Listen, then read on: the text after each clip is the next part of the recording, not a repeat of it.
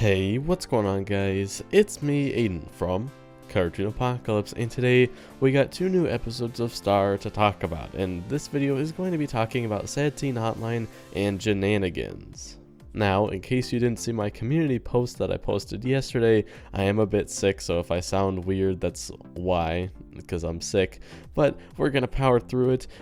This video, again, is only focusing on Sad Teen Hotline and Jannaigans. The next video, we'll be talking about Mama Star and Ready Aim Fire, and just like all of my analysis videos, I'm going to be talking about the main bullet points that I have written down about each of the episodes in these videos. So that's kind of how the format's going to go, so stay tuned because these episodes were really good. So Sad Teen Hotline is pretty much exactly what the synopsis said. Star breaks up with Tom, and that's pretty much what the episode is. And we also learn in that episode that portals aren't working, so something's going on there.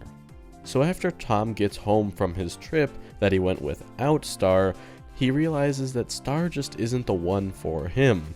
He realizes that Star cares more about Marco than she does Tom, and Tom wants someone that he can be best friends with, which he can't get with Star because Star's best friend is Marco. Also showing how the show is basically just going to push Starco from now on because of Tom's mentality of them having to be best friends to, get together and whatnot. So I have a feeling that that's just how the show is going to be from now on. It's just going to be pushing Starco, and that's good for us Starco shippers. Now, as far as the portals go, I think that the fact that the portals weren't working made everything a lot less awkward in the long run, because if you remember, at the beginning of the episode, Tom said that he didn't think that Star and himself could be friends anymore, just because that would just be hard on Tom. But by the end of the episode, he still wanted to be friends with Star, and I think that's good, because I do like Tom as a person now, and I think that their little friend group is really cool, and the dynamic is just awesome to see, so I'm glad that they're still going to be friends. And I do think that the portal's not working, forcing them to still interact with each other is a good way. It just made everything a lot less awkward in the long run, and it made it just like less of trying to avoid each other because they've already spent more time after they broke up. So yeah. Also, Raphael in this episode is just so funny. I love his character so much. So now let's go ahead and move on to Jannaigans. So Jannaigans is basically just Star, Marco, and Tom needing Janna's help because the portals, for some reason, aren't working. Now we learn in Ready Aim Fire that the Magic High Commission actually shut down those portals, but we don't know that at this point in time in the show. Now one thing we learn in this episode is that Janna has a hidden camera on Marco, and that could play out later in the show because, I don't know, like why would they mention that if they didn't need to and it wasn't going to pop up later in the show? I feel like this show has a lot of things where they just mention something very subtly and then it comes back in the future, so I think that this is something that a lot of people just glaze over, but it is important to know that Marco has a hidden camera on him somewhere, and I feel like that's going to become important later on in the show. It might not, but it's something to keep in mind. Now we see just a lot of fun things as they go on through Janna's normal Thursday.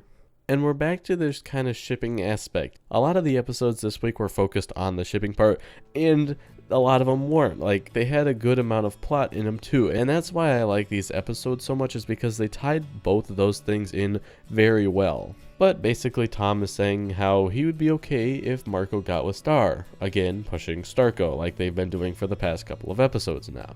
And Marco says back to Tom that the Blood Moon Curse has been broken. First of all, the Blood Moon Curse doesn't have anything to do with that anymore. That just means that you can make your own decisions now. But Tom realizes that Star and Marco have something special between them that not most people have. But then we move on to this Burritos Tacos part, and we learn that Janna actually has the 200 taco prize. But basically they go down to the Burritos Tacos storage area, which, let me just say that place is really freaky. But they see this quote-unquote wall of graffiti, which is actually really big because it basically just shows that the first Mewmans were originally humans. Let's go ahead and talk about this image right here, because we see Glossrick up at the top and people worshipping him. So basically, to the people back in the day, they saw Glossrick as a god. And that means that Glossrick was prominent before, the Mewmans came to be. So that begs the question, like, what was Glossrick doing at this point in time? But this is showing how there's this big lake of what we know to be as magic, And basically there's a stream with a well that connects, like the human world to this little magic where, unicorns live. And then down at the very bottom we see a little swirl, and the end of that is covered up by some dirt, but we can assume that to be Mewny. Now we can see that Glossoric's hand is producing this waterfall of magic, which implies that Glosoric was the original creator, or at least that he was supplying some magic to the magic dimension. And the reason that we know that the first Mewmans were originally humans was because of the boat. We can see that boats were used to get to the magic dimension, and then we can just assume, because back in Meteora's lesson, we saw the first Mewmans, and they were on a boat that crashed, and they had forgotten their memories, and they were just magic stuff, and we can connect that here. So that's basically just showing how the first Mewmans were originally humans. And there's another cool thing in this episode. We see those purple handprints from Moon. If you go back to my episode analysis of when I talked about this, you will hear me say that those will appear in the future. But notice the hands, right?